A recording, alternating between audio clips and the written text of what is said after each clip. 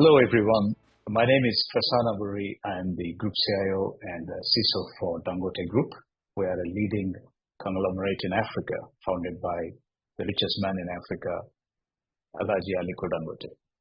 It's my honor and pleasure to be speaking in this event hosted by DX5, focused on the year ahead for 2024.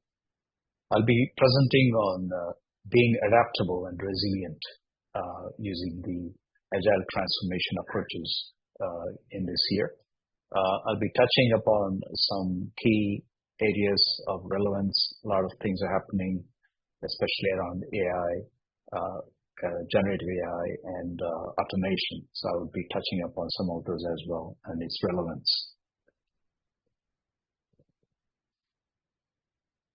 So the Agile methodology, as we know, came to existence around about year 2000. And since then, there's a lot of debate between, whether waterfall is the right approach or Agile is the right approach. But needless to say, I think by now, since almost 2 decades after the conceiving of Agile approach, we are more or less living in an Agile world, which speaks a lot about the Agile nature of transformation. Even if you discount the word Agile in itself as a phrase or as a term, the sheer speed at which we are having to deliver things in today's IT is Agile inherently. So the digital transformation is naturally embrace the Agile methods. The world that we live in, there's tremendous amount of disruption that is happening. So embracing this change, Agile transformation is the key ingredient for us to deliver at a breakneck speed that the consumers, the users of technology are demanding in this day and age. So I want to talk about the pillars, how we can embrace the change. There's only one thing that is constant in this day and age, that is change. We need to be flexible and open to embrace the change.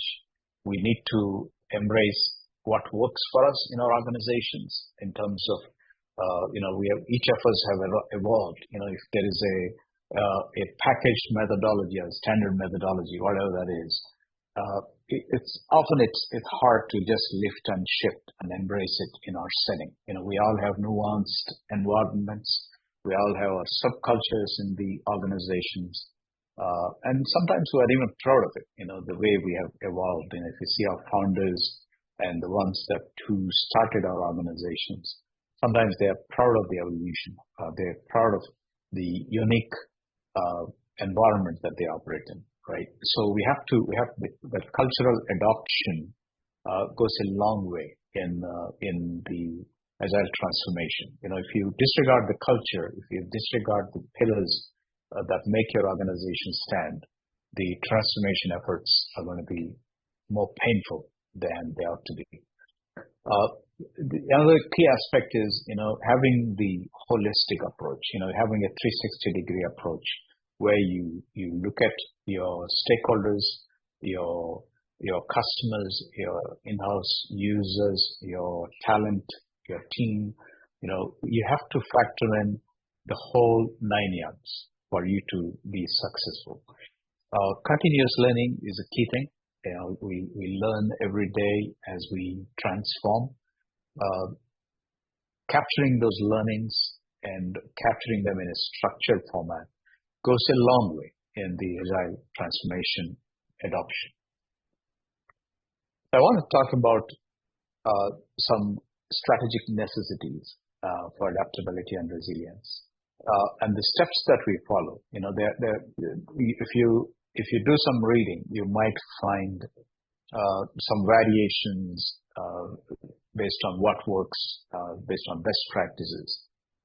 Here is what I came up with. This is one way that I found that it works in our setting.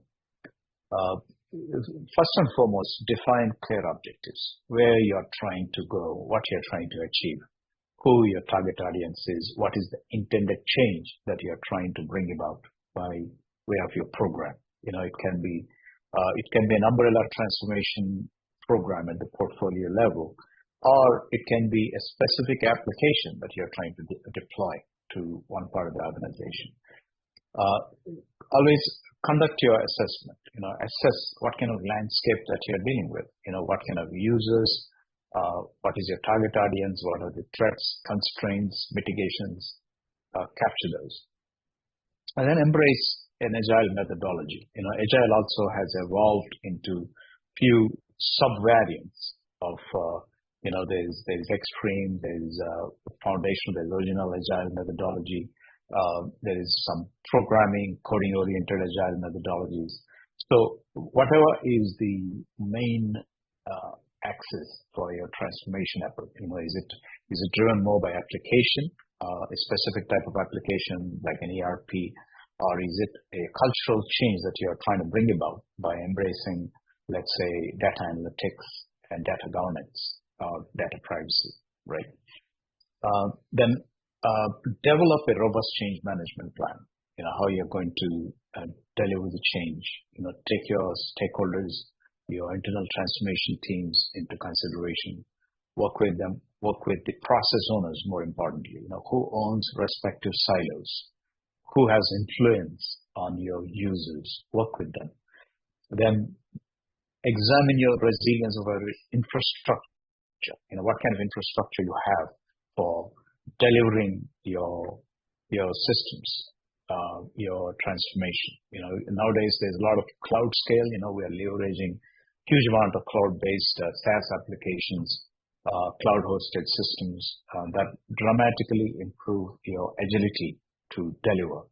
So we at Dangote Group, we found tremendous success in embracing SaaS platforms from ERP providers, from leading productivity application providers. I would like to avoid naming OEMs, but the leading ones.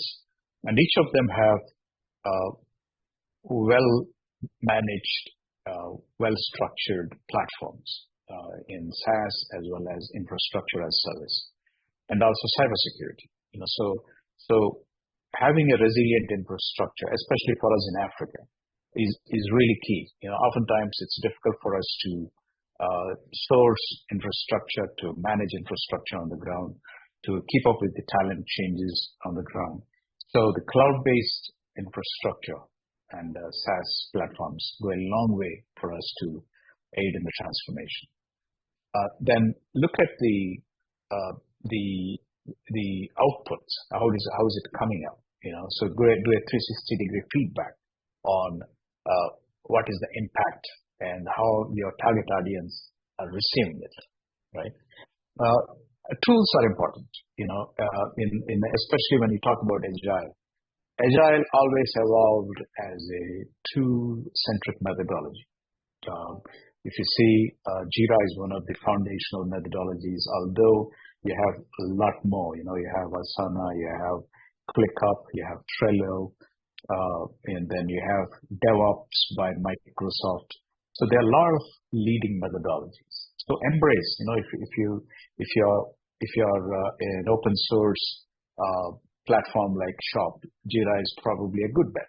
But if you are more close to the Microsoft-like platform with Office 365 and .NET, GitHub, etc., then DevOps with GitHub variations might be a good bet. We found a good success in using Jira in the beginning, but now we're beginning to shift towards the DevOps by Microsoft, which is a new thing for us. But so far so good. We're on a good journey with that. But it's not necessarily your approach. Find out what fits best for you.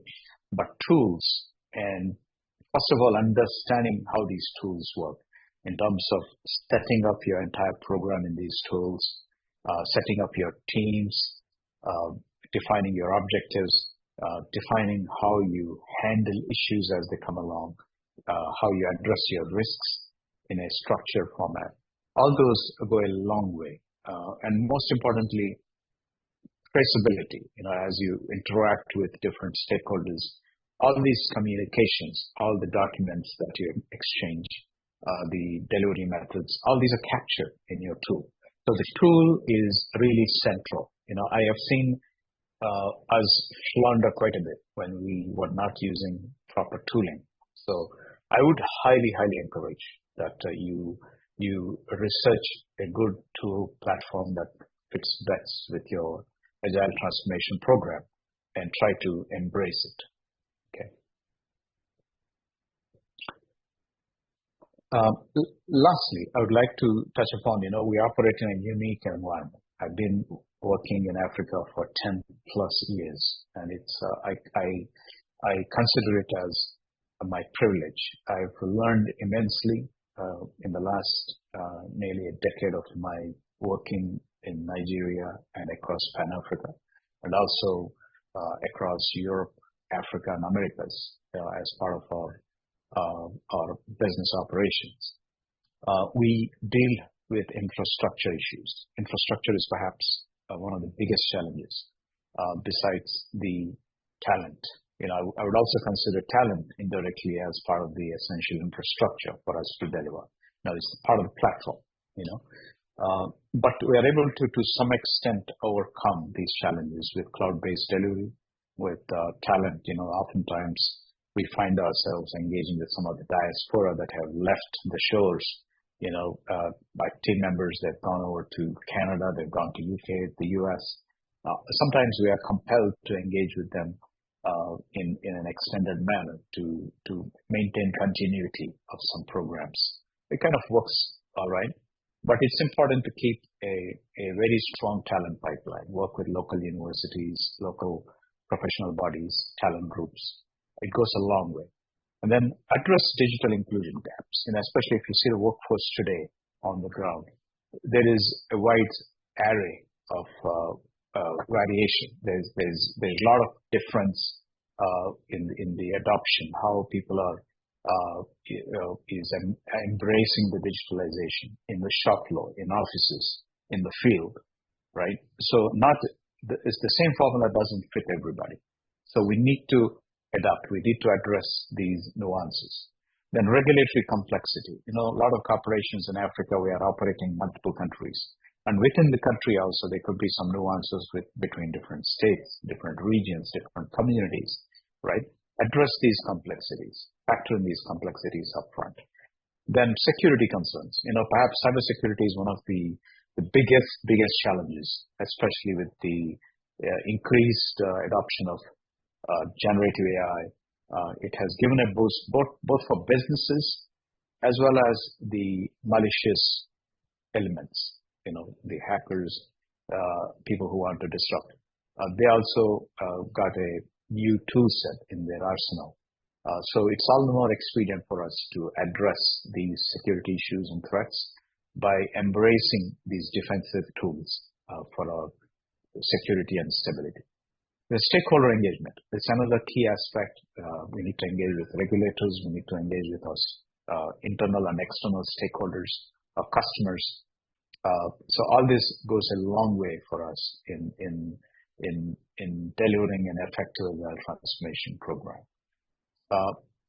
And lastly, I would say the budget. That's where the rubber meets the road. Sometimes you can have a grandiose program. You may have all the resources in terms of infrastructure, but having the right level of budgeting, getting the buy-in from our stakeholders.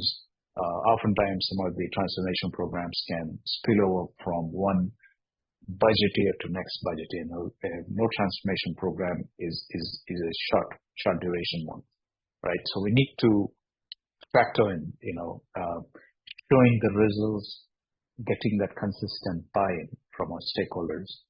I think that's a vital ingredient.